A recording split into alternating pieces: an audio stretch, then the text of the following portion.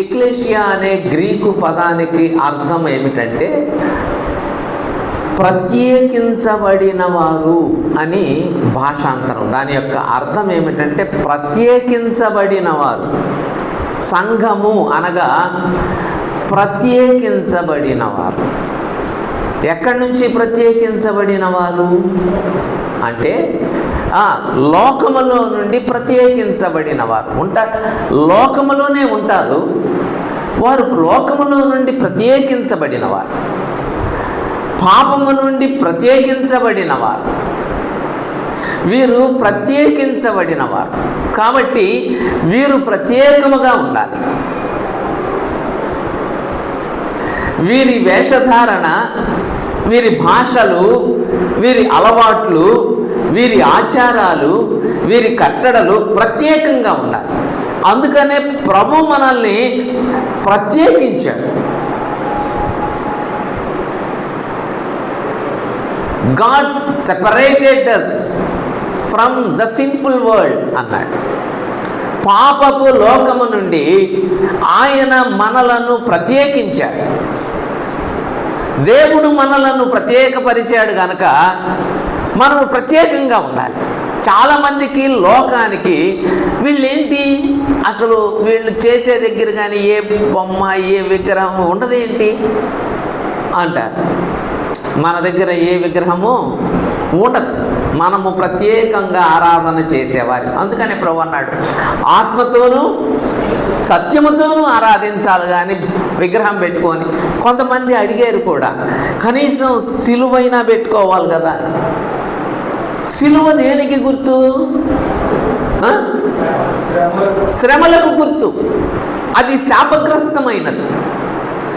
దాని మీద యేసు ప్రభు వేలాడదీయబడినంత మాత్రాన దాన్ని మనం పెట్టుకొని ఆరాధించాల్సిన అవసరం, మెళ్ళో కానీ ఉంగరాల మీద కానీ ఎక్కడ పెట్టుకోవాల్సిన అవసరం ఎందుకు? అది శాపగ్రస్తమైనది. ఒకసారి ఒక గుడి ముందు సిలువ పెట్టారు, పెద్ద సిలువ పెట్టారు. అప్పుడు ఒక ఆయన అడిగాడు ఇది ఎవరి సిలువ అన్నాడు. అంటేను యేసు ప్రభు. యేసు ప్రభుదే అని అట్టు దొంగలు కూడా దాని మీద దొంగలు కూడా వేలాడదీయబడ్డారు. యేసు ప్రభువుతో పాటు కుడి వైపున ఒకడు, ఎడం వైపున ఒకడు సిలువలో. ఇది యేసు ప్రభు సిలువ నెట్టు గుర్తు మనకి. యేసు ప్రభుదేనా? మనం అనుకుంటున్నాం యేసు ప్రభుదని, కాదు. దొంగలు కూడా రోమా ప్రభుత్వంలో కఠినమైన శిక్షల్లో సిలువ శిక్ష ఒకటి. బందిపోటు దొంగలకు, తిరుగుబాటుదారులకు, అక్రమకారులకు సిలువ వేస్తారు. ఆ రోమా ప్రభుత్వం నిర్ణయించింది. కాబట్టి మన దగ్గర ఏముండదు. కాబట్టి మన ఆరాధనకు, లోకంలో జరిగే ఆరాధనకు ప్రత్యేకత ఉన్నది. కాబట్టి మనము ప్రత్యేకించబడిన ప్రజలము. ఖచ్చితంగా ఇది గుర్తుపెట్టుకోవాలి. మనం అందరిలాగా ఉండటానికి వీలు లేదు. అందరిలాగా మనం డ్రెస్సులు వేసుకోవడానికి వీలు లేదు. అందరిలాగా మనం మేకప్లు వేసుకోవడానికి వీలు లేదు. మన సౌందర్యము, అంతరంగ సౌందర్యము మనల్ని ప్రభువు మెచ్చుకోవాలి. మనలను ప్రభువు గుర్తించాలి. మన బట్టలు వాస్తవానికైతే యూదులు ఆచారము, ప్రసిద్ధమైన ఆచారం. యేసు ప్రభు ప్రత్యేకించి ఏర్పరుచుకున్న యూదుల ఆచారం. వాళ్ళు పురుషులు కూడా శరీరంలో ఏ భాగం కనపడటానికి వీలు లేదు. అందుకని వాళ్ళు అంగీలు వేసుకుంటారు, పెద్ద పెద్ద అంగీలు. జూయిష్ పీపుల్ వాళ్ళ ముఖానికి కూడా ముసుగేసుకుంటారు. వాళ్ళు ఆడవాళ్ళు కూడా ముసుగేసుకుంటారు, మగవాళ్ళు కూడా ముసుగేసుకుంటారు. మరి మగవాళ్ళు ఆడవాళ్ళని ఎట్ట గుర్తుపడతారంటే మీసాలు గడ్డమే వాళ్ళకి. అటు మనిషి ఇట్లా తిరగంగానే వాళ్ళ మీసం గడ్డం ఉందంటే వాళ్ళు పురుషులు. స్త్రీలు ముసుగేసుకుంటారు, తలపాగాలు పెట్టుకుంటారు. పురుషులు కూడా క్షమించండి, వాళ్ళు ముసుగేసుకుంటారు. మొత్తం వీళ్ళు తలపాగాలు పెట్టుకుంటారు, ముసుగేసుకుంటారు. వాళ్ళు దేహంలో ఏ భాగం కనబడటానికి లేదు. మనము ప్రత్యేకించబడిన జనాంగం. ప్రభు మనలను ప్రత్యేకపరిచాడు కాబట్టి మనం ప్రత్యేకంగానే ఉండాలి. మనకి లోకానికి చాలా తేడా ఉండాలి. అందరూ ఆచరిస్తున్నట్లుగా ఆచారాలు మనం ఆచరించం. అది మనం ఎవరైనా తుమ్మారు అనుకోండి, లోకస్తులు ఏం చేస్తారు? కూర్చోసేపు కూర్చో, ఇప్పుడు బయలుదేరబాకు ఎందుకంటే తుమ్మాడట. మనము మన ఆచారం మన పద్ధతి వేరు. వాళ్ళు తుమ్మినా, అందుకనే దేవుడు ఏం చేశాడంటే కరోనా పెట్టాడు. మనిషి తుమ్మంగల్ని అక్కడ ఉండే వాళ్ళంతా అంతకుముందు అక్కడే కూర్చోవాలి తుమ్మితే. ఇప్పుడు తుమ్మంగల్ని అక్కడి నుంచి అందరూ బాగుతున్నారు. ఎందుకు? మరి అక్కడే ఉండాలి కదా, తుమ్మినప్పుడు కదలకూడదు కదా. అమ్మో ఇది ప్రమాదకరమైన దేవుడి కరోనా పెట్టడంతో వాళ్ళకి తేడా తెలిసిపోయింది. మనకి దేవుడు కరోనా పెట్టకముందే ప్రత్యేకత. మనం తుమ్మినా వెళ్తాం, నల్ల పిల్లి వచ్చినా వెళ్తాం, విధవరాలు ఎదురొచ్చినా మనం అవి పట్టించుకోం. ఎందుకంటే వాళ్ళ పద్ధతులకి మన పద్ధతులకి చాలా తేడా ఉంది. అందుకనే మిమ్మల్ని నేను లోకంలో నుంచి ప్రత్యేకించా. లోకంలో ఉన్న ఆచారాలు వేరు, మన దగ్గర ఉన్న ఆచారాలు వేరు. లోకాచారాలు ఏంటంటే దేవుడికి మొక్కుకుంటారు. ఇదిగో మేము అది ఇస్తాం, నిలువు దోపిడీ ఇస్తాం, ఇదిగో ఈ ఇస్తాం అవి ఇస్తామని చివరికి ఏం కూడా ఇస్తారు? ఎంటుకలు కూడా ఇస్తారు. మనకు లేదు ఆచారం, మనకు ఆ పద్ధతి లేదు. దేవుడికి ఎంటుకలు ఇచ్చే పద్ధతి మనకు లేనే లేదు. మనం సపరేటెడ్ పీపుల్. అందుకనే ప్రభు మనల్ని లోకంలో నుంచి ఎందుకు బయటికి తీసుకొచ్చాడంటే వాళ్ళలాంటి ఆచారాలు మీరు చేయకూడదు, వాళ్ళలాంటి పద్ధతులు మీరు పాటించకూడదు, వాళ్ళలాగా మీరు ఉండకూడదు. అంతేకాదు, జాగ్రత్తగా వినండి, వాళ్ళు లోపల ద్వేషం పెట్టుకొని పైకి ప్రేమగా మాట్లాడతారు. మనం ప్రత్యేకించబడిన ప్రజలం, మనకు లోపల ద్వేషం ఉండకూడదు, పైకి ద్వేషం ఉండకూడదు. వాళ్ళు లోపల అసూయ పెట్టుకుంటారు, మీలో అసూయ ఉండకూడదు. వాళ్ళు లోపల కపటంగా ఉంటారు, మీరు కపటంగా, మీరు ప్రత్యేకించబడిన ప్రజలు. ఊరికే ఆచారాలు పాటించట్లేదయ్యా, మేము పద్ధతులు పాటించట్లేదయ్యా అంటున్నారేమో. లోపల కపటం సంగతో, లోపల ద్వేషం సంగతో, లోపల ప్రేమించలేని స్థితి సంగతో, లోపల క్షమించలేని స్థితి సంగతో,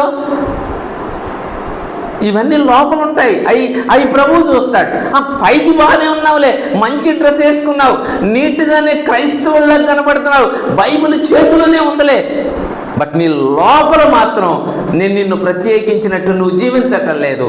లోపల ద్వేషం ఉంది, లోపల అసూయ ఉన్నది, లోపల కపటం.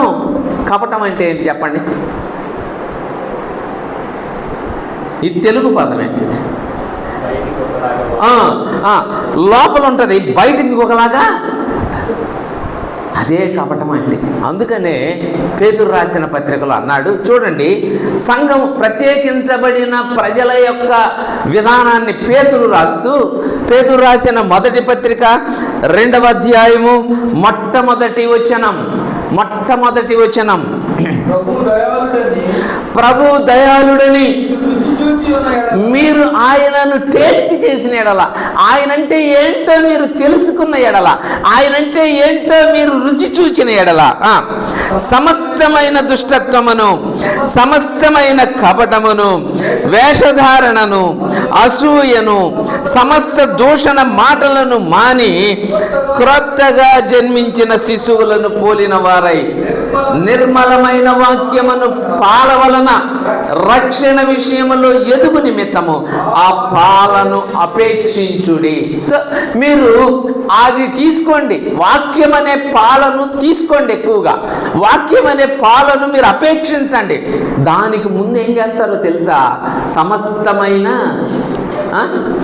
కపటము, దోషం అయ్యి కొద్ది వదిలిపెట్టమంటున్నాడా, మొత్తం వదిలిపెట్టమంటున్నాడు. సమస్తం అంటే మొత్తం అని అర్థం. ఇదిగో ఎక్కడ కూడా అది ఉండకూడదు లోపల. అయ్యా బ్రదరు, ఒక ఆయన చెప్పాడు నాకు, బ్రదరు ఆ పాత రోజుల్లో కొత్తగా ప్రభువుని నమ్ముకున్నప్పుడు నాకు ఇంత కపటం లేదంటున్నాడు. అంటే అర్థమైంది, ప్రభువుని నమ్ముకొని ఎదుగుతున్న కొద్దీ ఈయన కపటం నేర్చుకున్నాడు అనమాట. అసలు ప్రభువు వాక్యమే కపటం వదిలిపెట్టండి, వేషధారణ వదిలిపెట్టండి, పై భక్తి వదిలిపెట్టండి, భక్తిలో ఉన్న సారాన్ని అనుభవించండి. That is main important issue. అది ముఖ్యమైన విధానం. అది క్రైస్తవంలో ఉండాల్సిన విధానం. అది మీరు ఏం చేస్తారో తెలుసా? యేసు ప్రభు రక్షకుడని తెలుసుకున్న మీరు, ప్రభు దయాళుడని రుచి చూచిన మీరు ఖచ్చితంగా వీటిని వదిలిపెట్టండి. అవి వదిలిపెట్టలేదా మీరు క్రైస్తవులు కానీ, యేసు ప్రభువుని తెలుసుకున్న వాళ్ళు కానీ కాదు, మీరు ప్రేమ కలిగిన వారు కానీ. సో కాబట్టి సంఘము ప్రత్యేకించబడిన ప్రజల, నేను పోయిన వారం చెప్పాను, మీరు నియామక కూడికలు పరిశుద్ధ సంఘంగా కూడుకోవాలి అని నిర్గమకాండం 23వ అధ్యాయంలో చాలా స్పష్టంగా ప్రభు నియామక కాలాలు జ్ఞాపకం చేశాడు. లేవియాకాండం 23 ఎప్పుడెప్పుడు కూడుకోవాలి, ఏమేం చేయాలి, ఏం సంఘం, అది సంఘాల గురించి కొన్ని చెప్పాను. ఏమేమి సంఘాలు ఉన్నాయి లోకంలో ఉన్న సంఘాలు చాలా ఉన్నాయి. ఏం సంఘాలు ఉన్నాయి అనుకున్నాం? విద్యార్థుల సంఘం ఉంది, స్టూడెంట్స్ ఫెడరేషన్ ఉంది, SFI students federation of India అని, NSUI విద్యార్థుల సంఘం చాలా ఉన్నాయి, ABVP అఖిల భారత విద్యార్థి పరిషత్ అనేది ఉంది. అఖిల భారత విద్యార్థి పరిషత్ అని BJP అనుబంధ, అది విద్యార్థి సంఘం. ABVP అంటే అటల్ బిహారీ వాజ్పేయి అని, వాస్తవానికి అది దాని సీక్రెట్ కోడ్. కానీ బయటికి ఏం చెప్తారంటే మేము BJP అనుబంధ సంఘం. ABVP అంటే అటల్ బిహారీ వాజ్పేయి అని, అది అసలు. NSUI అంటే కాంగ్రెస్కి అనుబంధం, తెలుగు యువత తెలుగుదేశానికి, యూత్ కాంగ్రెస్ పార్టీకి, SFI కమ్యూనిస్టు పార్టీలకి అనుబంధ విద్యార్థి సంఘాలు. ఇవన్నీ అవి కూడా సంఘాలే. విద్యార్థి సంఘం, డ్వాక్రా సంఘం, మహిళా సంఘం, ఇలా చాలా సంఘాలు ఉన్నాయి. కానీ మీది పరిశుద్ధమైన సంఘం, మీరు ప్రత్యేకించబడిన జనాంగం. చూడండి లేవియాకాండము 22వ అధ్యాయం అన్న జ్ఞాపకం చేసిన సందర్భాన్ని నేను వాటికి వెళ్ళలేదు. కానీ సంఖ్య 20వ అధ్యాయము లేవియాకాండం, క్షమించండి 20వ అధ్యాయం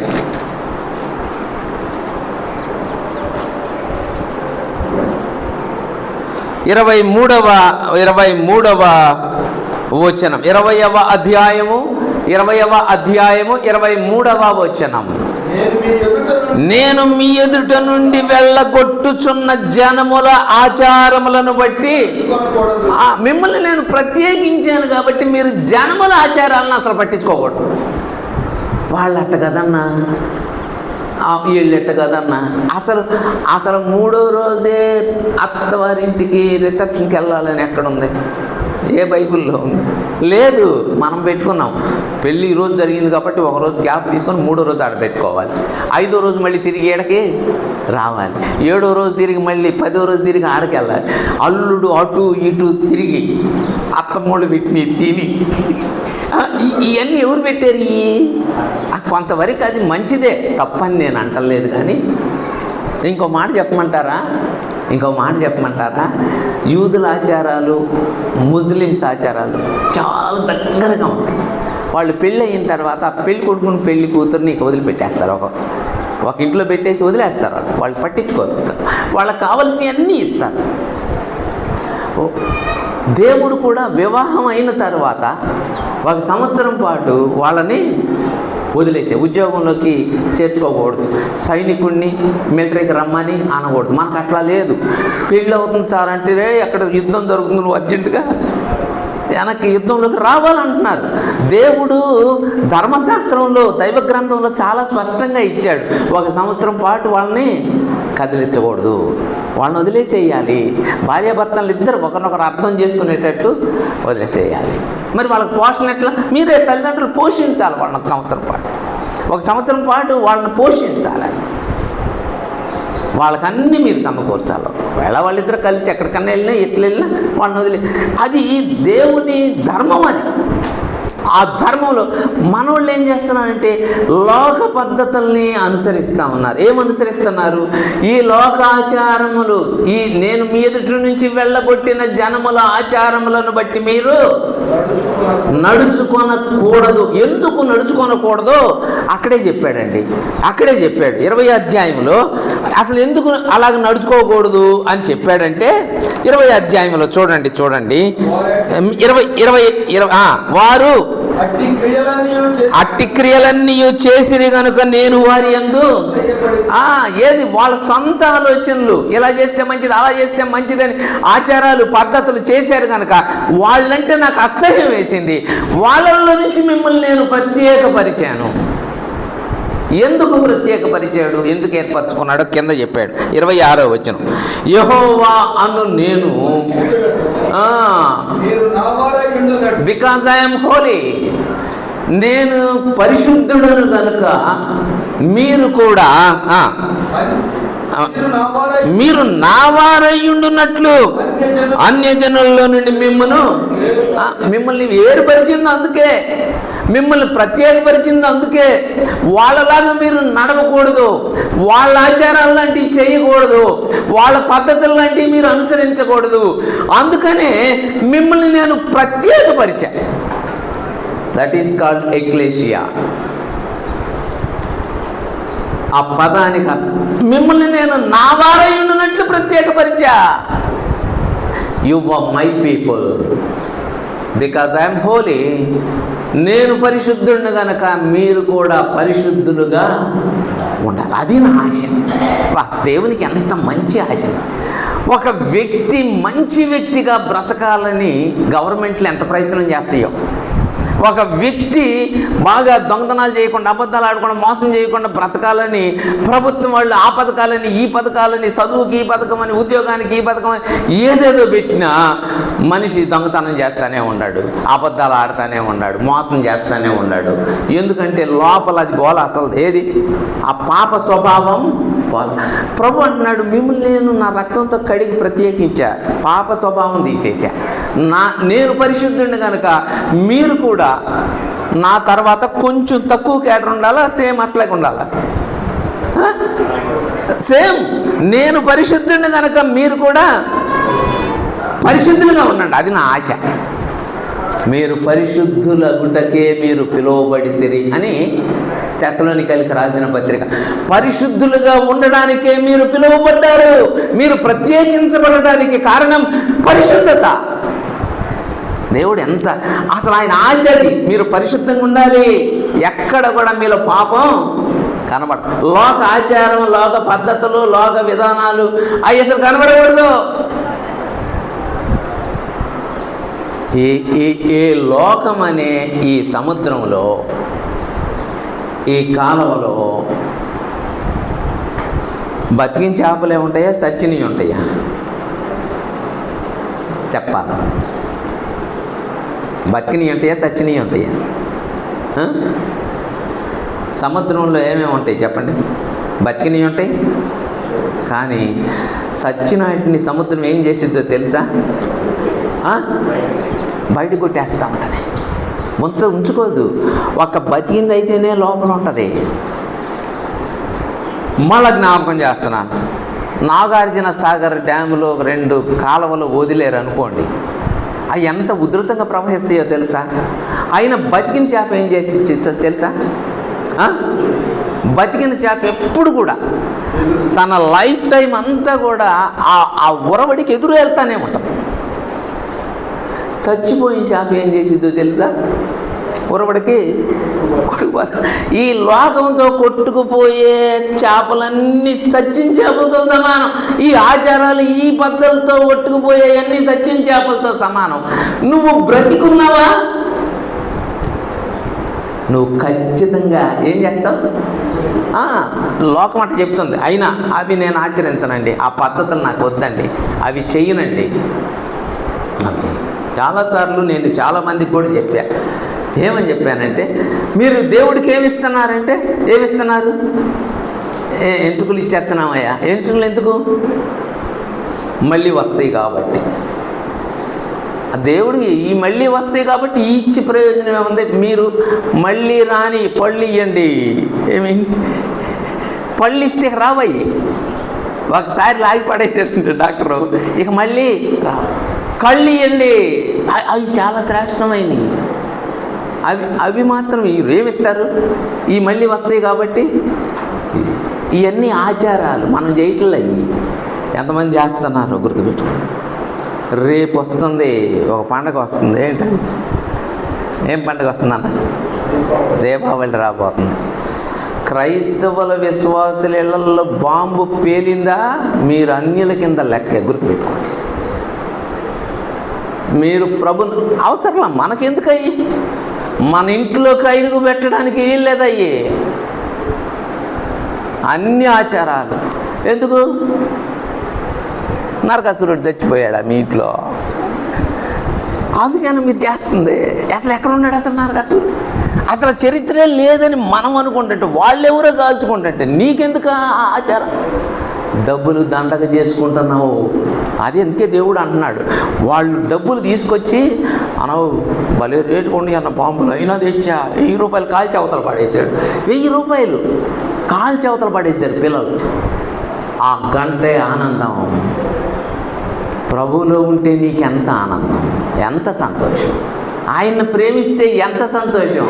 నీ డబ్బులు దండగ చేసుకోబాకు, అలాంటివి చేయబాకు. అందుకని వాళ్ళ యందు నేను ఎందుకు అసహ్యపడ్డానో తెలుసా? ఒక ఆయన ఉండి ఆయన్ని చంపాడంట, వీళ్ళంతా బాంబులు కాల్చారంట. నువ్వు కూడా అందుకేనా కాలుస్తుంది? కాదన్నా, అందరు కాలిస్తే నువ్వెందుకు కాలవాలి? నీకేంటి అసలు? దానికి దీనికి నీకేంటి సంబంధం? నువ్వు ప్రత్యేకించబడినా నీలో ఉండాల్సిన వాటి గురించి చెప్పాడు ప్రభు. ఎంత మంచి దేవుడు అండి. అందుకనే నేను దేవుడు అంటే ఎందుకు ఆయన ప్రేమ, ఆయన ఎందుకు గౌరవించాలంటే ఆయనది సంఘం, ఆయన ప్రత్యేకించాడు. దేవుని వాక్యంలో కొలసీలకు రాసిన పత్రిక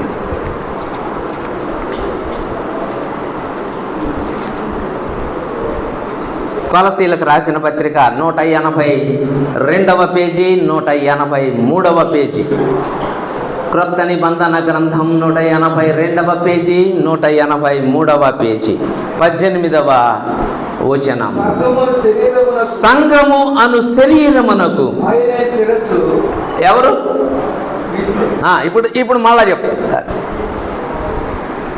సంఘము ఆయన రక్తంలో కడగబడింది అని మనం అనుకున్నాం.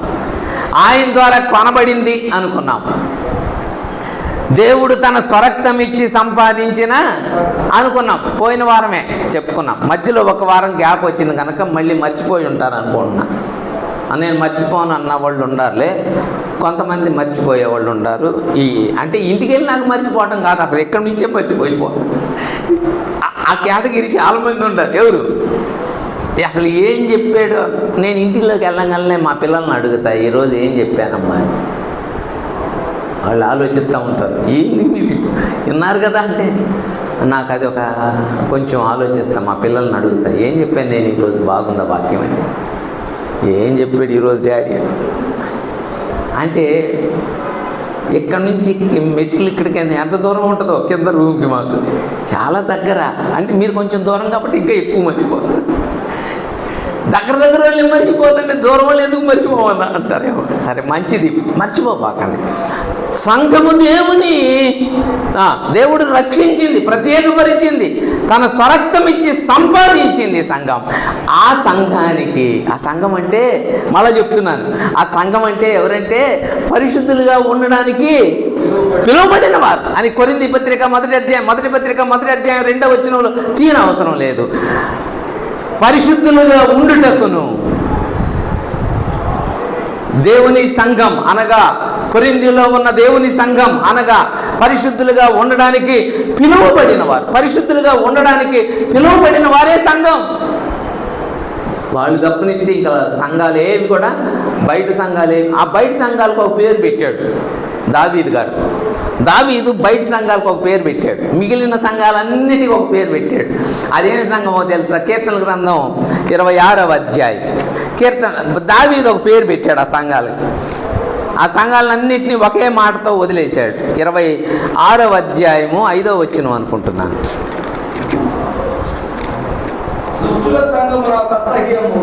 ఎక్కడుందో అది ఎక్కడుందో అది ఎప్పుడన్నా చూశారు ఈ సంఘాన్ని? పరిశుద్ధపరచబడే సంఘం మనది, ప్రభు ఏర్పరచుకున్న సంఘం మనది, ఆయన రక్తంలో కడగబడి పరిశుద్ధులుగా ఉండడానికి పిలువబడిన పరిశుద్ధ సంఘం అన్నాడండి. దాన్ని ఎంత మంచి మాట వాడాడండి. మిగిలిందంతా అంటే ఊరుకుంటారు వాళ్ళు, మా మెజారిటీ ఎక్కువ కాబట్టి మిమ్మల్ని తరిమి పడతాం అంటారు వాళ్ళు. ప్రియులారా, దావీదు అన్నాడు, ఆ సంఘంతో నాకు అనవసరం, దుష్టుల సంఘం ఏమంటే నాకు అసహ్యం. ఎవరితోటంట? అది దుష్టుల సంఘం అంటే ఏంటంటే అది నిర్వచనం, భక్తిహీనులు, దేవుడు లేడనేవాడు. భక్తిహీనులు అనే పదాన్ని ఇంగ్లీష్లో ఏమన్నాడంటే అన్గాడ్లీ అన్నాడు.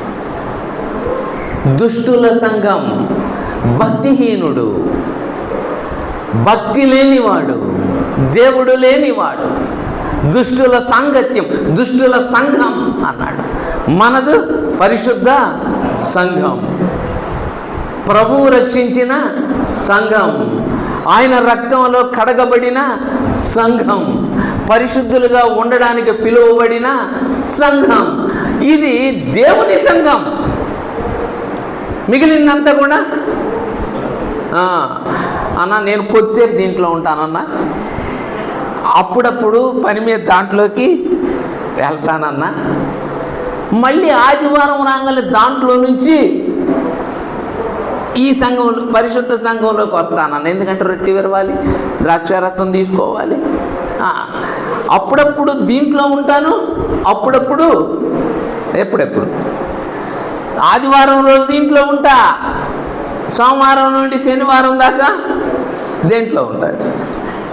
అటు కుదిరితే అసలు అట్లా ప్రభు ఎంత దుఃఖపడతాడో, ప్రభు ఎంత దుఃఖపడతాడో. సంఘము అను కొలస్సీ పత్రికలో మన సంఘము అను శరీరమునకు ఆయనే శిరస్సు. ఆయన is the head of the church అన్నారు.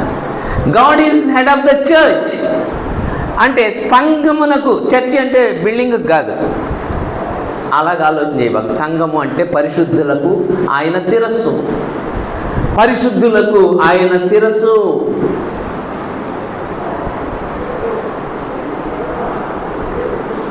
ఆయన శిరస్సు, ఆ శరీరమునకు ఆయన శిరస్సు.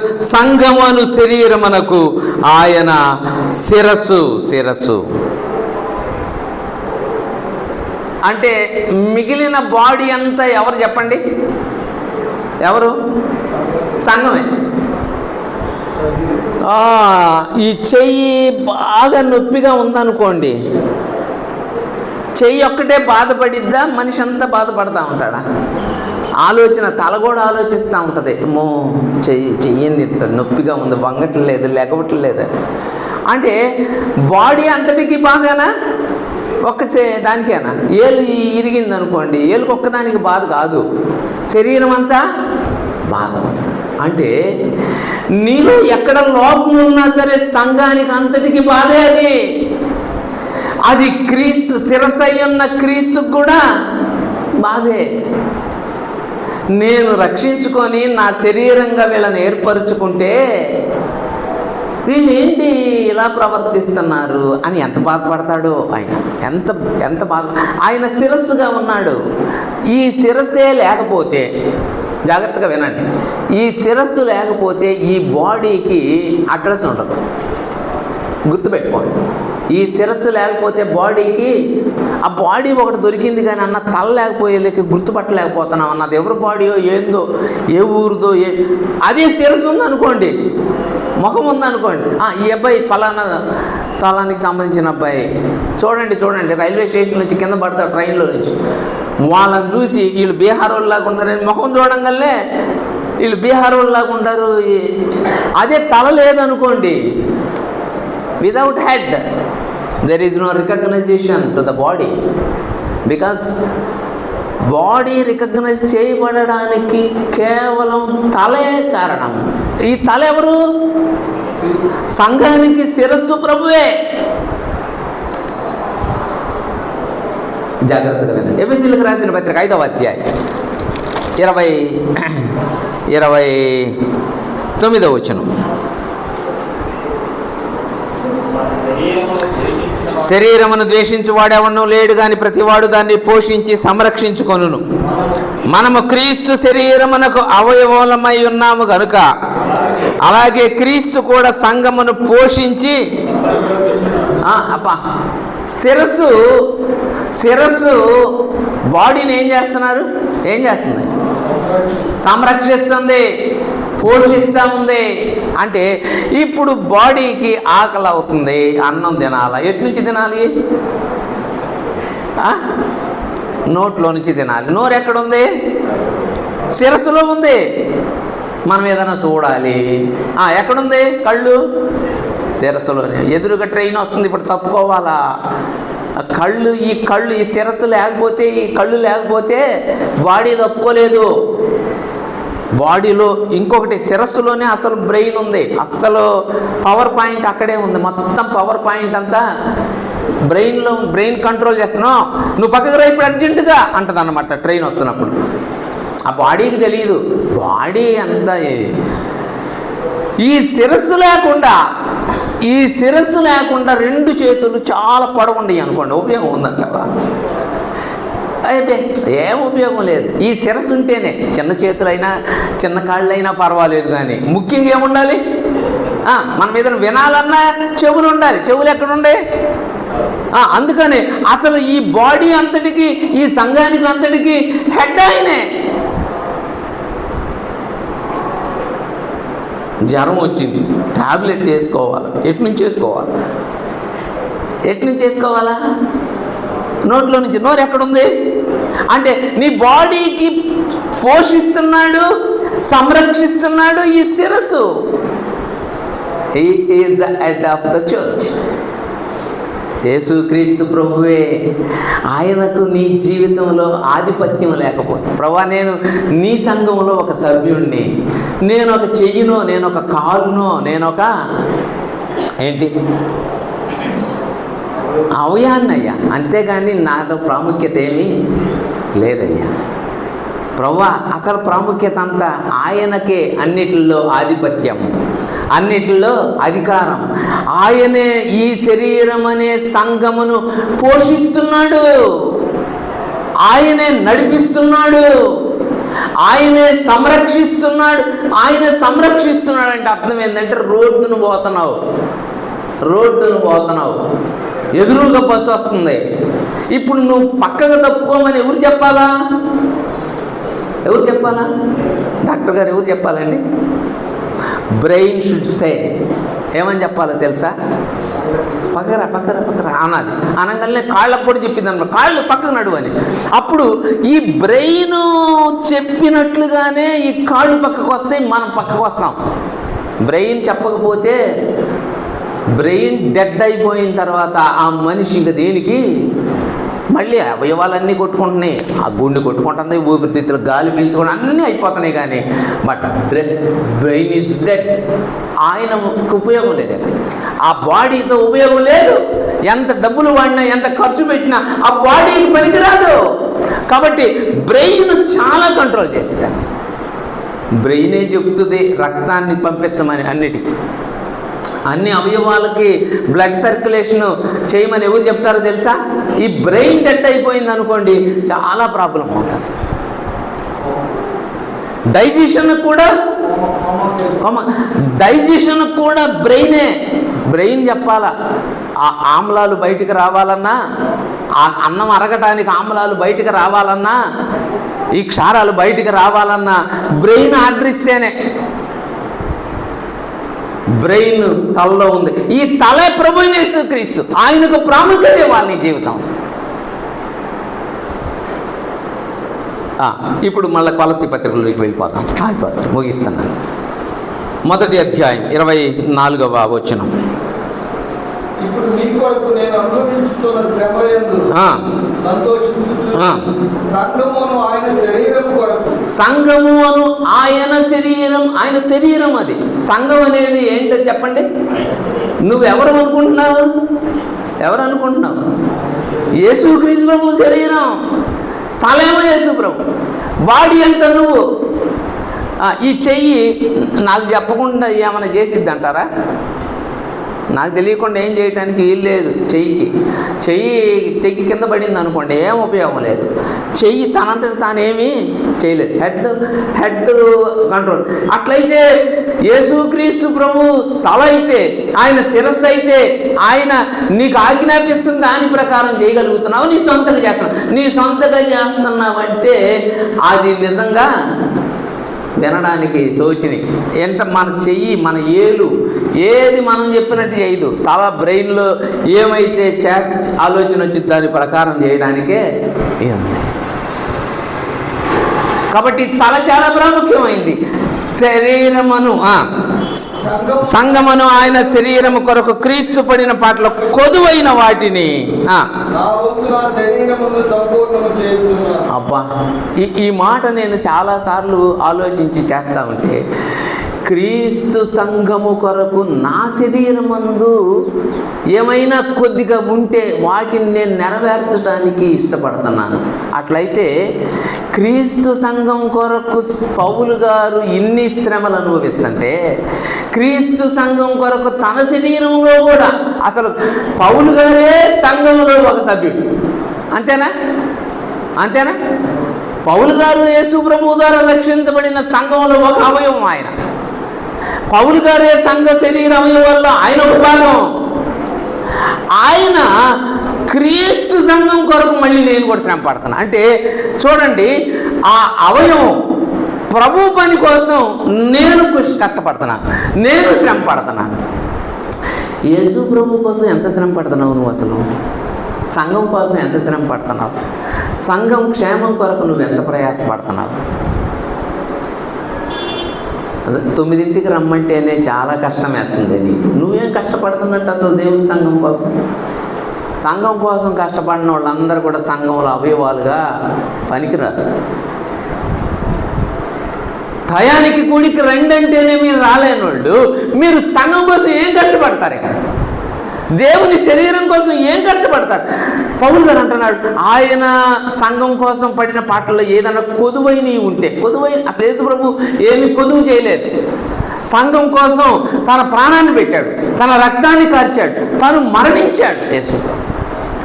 యేసు ప్రభు చేసిన పని ఎవ్వరూ చేయలేదు. పౌలు గారి ఆశ ఏంటంటే, ఆ సంఘం కొరకు అవయవాల్లో నేనేం కూడా ఉన్నా, కానీ వాటిల్లో కొదువైన ఏమన్నా ఉంటే అది నేను పూర్తి చేయాలి. నా ఆశ అది. దేవుని సంఘం కొరకు కొదువైన ఏమైనా ఉంటే నేను చేయాలి. ఆయన సంఘం క్షేమాభివృద్ధి పొందాలి, ఆయన సంఘం దీవించబడాలి. రేపు యేసు ప్రభు మధ్యాకాశంలోకి వచ్చేది ఎవరి కొరకో తెలుసా? సంఘం కొరకే. ఆయన ద్వారా రక్షణ పొంది పరిశుద్ధపరచబడిన వారి కొరకే వస్తున్నాడు. వారిని తీసుకెళ్ళటానికే వస్తున్నాడు. వాళ్ళల్లో యూదులు ఉండొచ్చు, వాళ్ళల్లో గ్రీసు దేశస్తులు ఉండొచ్చు, వాళ్ళల్లో అన్యులు ఉండొచ్చు, ఎవరైనా ఉండొచ్చు. రక్షించబడిన వారి మాత్రమే. ఆరాధ్యమూర్తి ఎవరు చెప్పండి? ఆరాధ్యమూర్తి ఎవరు? ఆయన బ్రాహ్మణుడు కదా. వైఎస్ ప్రభుదాస్ రెడ్డి గారు ఎవరు? రాజశేఖర రెడ్డి గారి పెదనాన్న. ఆయన రక్షించబడిన వ్యక్తి వైఎస్ ప్రభుదాస్ రెడ్డి గారు. వాళ్ళు రెడ్లు, వీళ్ళు కమ్మోళ్ళు, వీళ్ళు పలానా కులం పలానా అదేమీ లేదు. యేసు ప్రభువులో రక్తంలో కడగబడిన వారు మాత్రమే సంఘం. మన సంఘమే సంఘం కాదు, మళ్ళీ చెప్తున్నా. యేసు ప్రభు రక్తంలో కడగబడిన వాళ్ళు అడవుల్లో ఉన్న, కొండల్లో ఉన్న వాళ్ళ కోసం, వాళ్ళందరి కోసం మధ్యాకాశానికి రాబోతున్నాడు. వాళ్ళని రక్షించింది. ఇప్పుడు ఆ సంఘాన్ని ఆయన ఏం చేస్తున్నాడంటే పెంచి పోషిస్తున్నాడు. ఆయనే వాక్యం అందిస్తున్నాడు, ఆయనే దాహం తీరుస్తూ ఉన్నాడు, ఆయనే కొరతలు తీరుస్తూ ఉన్నాడు, ఆయనే అక్కరలు తీరుస్తూ ఉన్నాడు, ఆయనే సహాయం చేస్తూ ఉన్నాడు. అందుకనే శరీరము సంఘమును ఆయన శరీరమును ఆయన పెంచి పోషిస్తున్నాడు, సంరక్షిస్తున్నాడు, ఆయన ఆహారం ఇస్తున్నాడు. అయితే పౌలు గారు అంటున్నాడు, వాటిల్లో ఏదైనా కొదువైనవి ఉంటే నా శరీరంలో నేను. ప్రియులారా, ఒకసారి ఆలోచించి సంఘం కోసం నువ్వేం చేస్తున్నావు? నిన్ను రక్షించాడు కదా, నిన్ను పరిశుద్ధపరిచాడు కదా, నిన్ను ప్రత్యేకంగా ఉంచాడు కదా. నేను సంఘం కోసం, సంఘం నాది కాదు, మళ్ళీ చెప్తాను, కరుణాకర సంఘానికి మనం ఎందుకు చేయాలని. కరుణాకర సంఘం నాది కాదు అసలు. నేను ఒక అవయవాన్ని అంతే. నేను సంఘంలో ఆయన శరీరంలో ఒక అవయవాన్ని అంతే. కాకపోతే మీరందరికీ దేవుని వాక్యం అందించడానికి ప్రభువు నన్ను నిలబెట్టి అన్నాడు. ఎఫెసీ పత్రికలో చూడండి ఏమన్నాడు. ఎఫెసీలకు రాసిన పత్రికలో 4వ అధ్యాయం ఎఫెసీలకు రాసిన పత్రిక 13వ వచనం.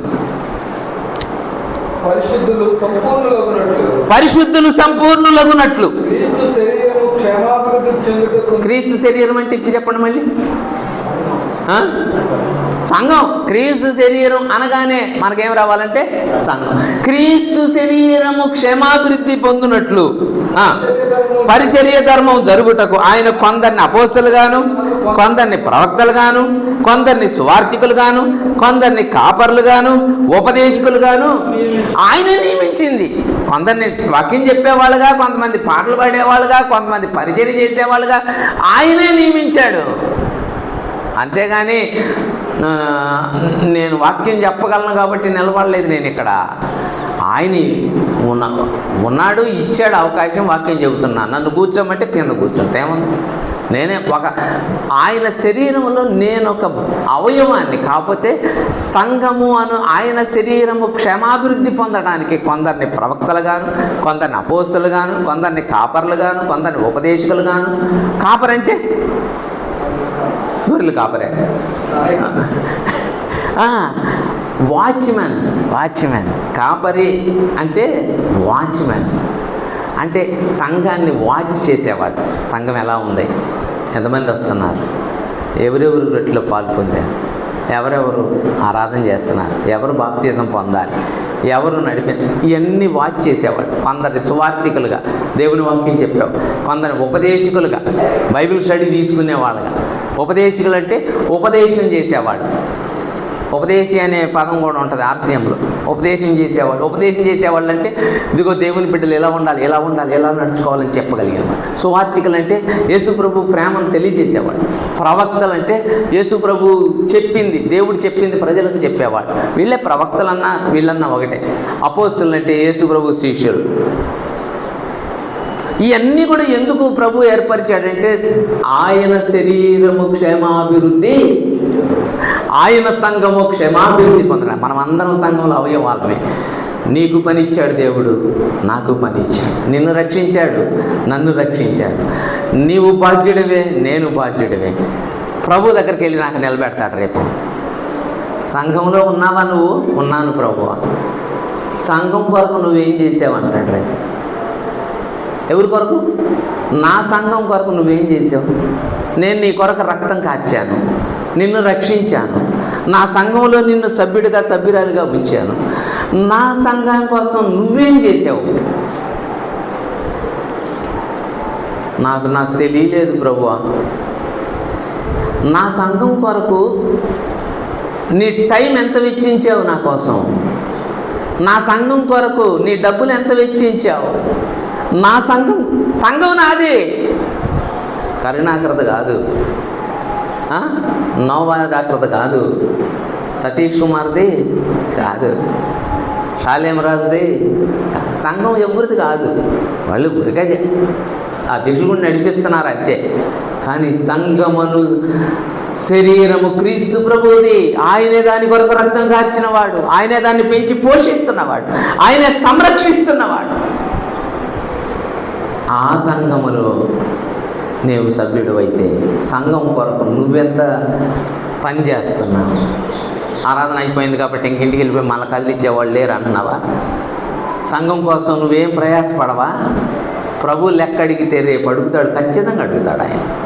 అందుకనే పౌలు గారు ఆ లెక్క తీర్చుకోవటం కోసం ఏదైనా కొదువుగా ఉంటే, ఆయన శరీరమును సంఘము కొరకు ఏదన్నా కొదువు ఉంటే నేను నా శరీరం భరిస్తాను.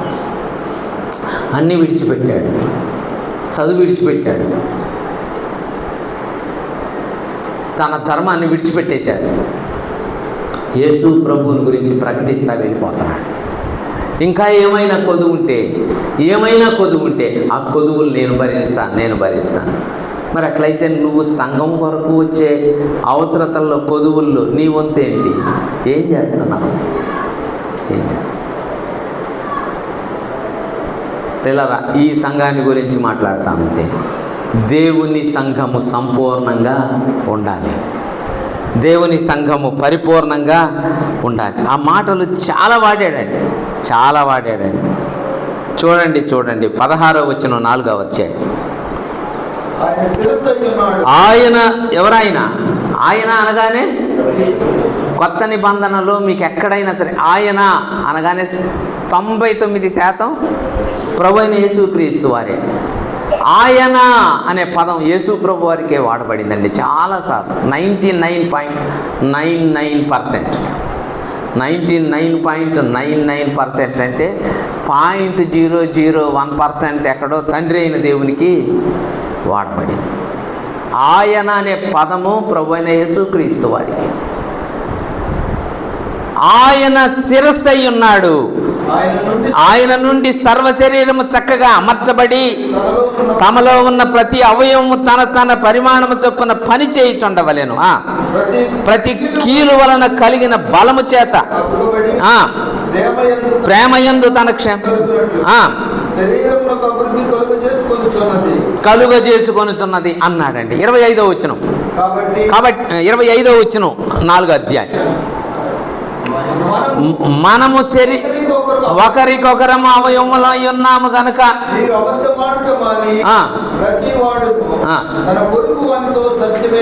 సత్యం చెప్పాలి అనే కాన్సెప్ట్ చెబుతూ ఏమన్నాడంటే, మీరు ఒకరికొకరు, మనందరం అవయవాలు దేనికి సంబంధించి? సంఘానికి సంబంధించిన అవయవాలు మనం. అంతేకాదు ఒక శరీరంలో అవయవాలు కాబట్టి ఈ అవయవంతో ఏం చెప్పకూడదంట? అబద్ధం మానేసి సత్యమే చెప్పాలి. ఎందుకంటే ఈ రెండు ఒకే శరీరం ఉన్నాయి కదా. ఈ శరీరం, ఈ చెయ్యి అబద్ధం చెబుతుంటే ఈ చెయ్యికి తెలియకుండా ఉంటుందా? ఖచ్చితంగా చేసేది. యేసుప్రభు చెప్పాడు, మీరు కుడి చేతితో వేసే ధర్మం ఎడమ చేతికి తెలియకుండా చేయండి అన్నాడు. కానీ తెలియకుండా ఉంటుందా కుడి చేతితో ధర్మం చేస్తుంటే?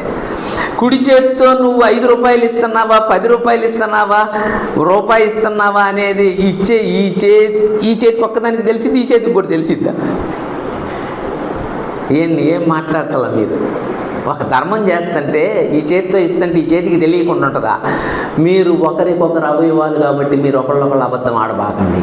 ఎందుకంటే మీరు అబద్ధం ఆడుతున్నట్టు యువతల చెయ్యికి తెలిసిపోయింది.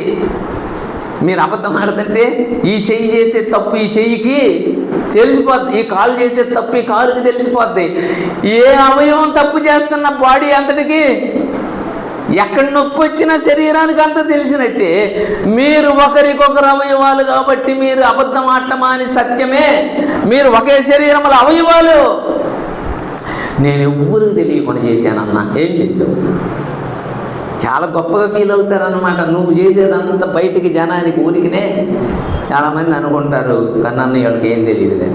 మీరు ఎక్కడికి పోతున్నారో, ఏం చేస్తున్నారో, ఎలా ఉన్నారో మీరు చెప్పకపోయినా తెలిసిపోయింది.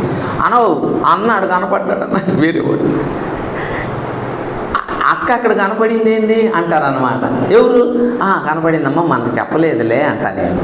కానీ ఆ సంగతి నేను చెప్పలేదులే, ఎవరికి తెలియదుగా అని అనుకుంటారు. కానీ ఆ సంగతి ఖచ్చితంగా తెలిసిపోద్ది. మనం రహస్యంగా సీక్రెట్గా చేయాలనుకున్నాయన్నీ బయటికి వచ్చేస్తాయి క్లియర్గా. కానీ వాళ్ళే లెక్క చెప్పాలి. సీక్రెట్గా చేసిన వాళ్ళే అప్పుడు దేవుడు నిలబెట్టినప్పుడు వాళ్ళే చెప్పాలి, మేము ఎవ్వరికి తెలియకుండా చేశాం కదా ప్రభు అంటే. చేసేవులే, వేరే అవయవానికి ఖచ్చితంగా తెలిసిద్ది కదా నువ్వు చేసే తప్పు, నువ్వు చేసే పొరపాటు తెలిసిద్ది కదా. కాబట్టి క్రీస్తు అనే శరీరము, అది సంఘం, దేవుని సంఘం, ప్రత్యేకించిన సంఘం. ఆ సంఘములో నువ్వు నేను సభ్యులము. సంఘం కొరకు మనమేం చేస్తున్నాం? సంఘానికి క్షేమం కలుగుతుందా నీ వలన? సంఘానికి అభివృద్ధి కలుగుతుందా నీ వలన? సంఘానికి ఏమన్నా కొదువులు ఉంటే అవి నీ శరీరంలో భరించడానికి ఇష్టపడుతున్నావా? సంఘాన్ని గురించిన ఆలోచన లేదా నీకు? లేకపోయినా ప్రభు లెక్క అడుగుతాడు. నిన్ను రక్షించాను కదా, నువ్వు ఎంతమందిని తీసుకొచ్చావు, ఎంతమందిని నడిపించావు, నువ్వేం చేస్తున్నావు? నా సంఘం కొరకు నువ్వేం చేసావు? నిన్ను నేను రక్షించాను కదా, ఏది వచ్చి ప్రార్థనలో కూర్చొని వెళ్ళటానికి రక్షించాను అనుకుంటున్నావా? ఏంది? నా శరీరానికి అయిన కొదువులు మీరు చూడాలి కదా. నా శరీరం లేదన్నా కొరకుంటే మీరు చూడాలి కదా, మీరు చేయాలి కదా. ప్రభు మనల్ని లెక్క అడిగినప్పుడు మనం ఆయన ముందు మనం ప్రత్యేకంగా ఉండాలి, లోక సంబంధమైన వాటికి దూరంగా ఉండాలి, ప్రతి విధమైన దానికి మనం దూరంగా ఉండాలి, పరిశుద్ధంగా ఉండాలి. మనం ఖచ్చితంగా ప్రభు పనిలో నమ్మకంగా, ప్రభు మనల్ని ఏర్పరుచుకుంది ఏదో ఆషామాషిగా చేయటానికి కాదు. అందరు ఆ సంఘంలో ఏ సంఘంలో బాగుంటుంది? ఏ సంఘంలో ఉన్నా బాగుంటే సంతోషంగా అక్కడికి వెళ్ళండి, ఏ అభ్యంతరం ఏం లేదు. ఎందుకు చెప్తానంటే ఈ మాట, నీకు నచ్చిన చోట వెళ్ళాలి, కానీ క్రమంగా దైవవాక్యాన్ని ప్రకటించే స్థలము ఎక్కడుందో వెతుక్కొని వెళ్ళాలి. చాలా వెతుకుతాం, ఏ డాక్టర్ గారు బాగా చూస్తాడని వెతుకుతాం, ఏ స్కూల్లో బాగా చెబుతారని వెతుకుతాం, ఏ ట్రైన్లో బాగా జర్నీ బాగుంటుందని వెతుక్కుంటాం, దేనికి బుక్ చేసుకుంటే బాగుంటుందని అనుకుంటాం. ఇన్ని వెతికేదానివి సంఘంకి వచ్చేలకి ఎక్కడికి చోట్ల దగ్గర ఎక్కడని పోతున్నానయ్యా. పోతున్నావా?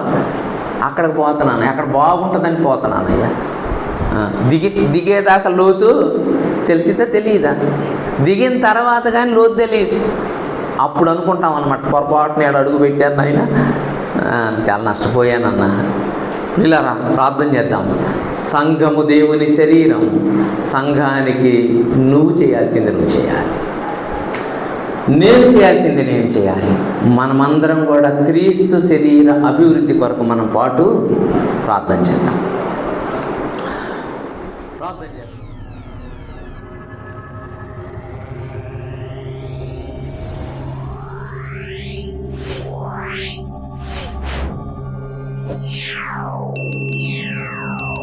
Yeah.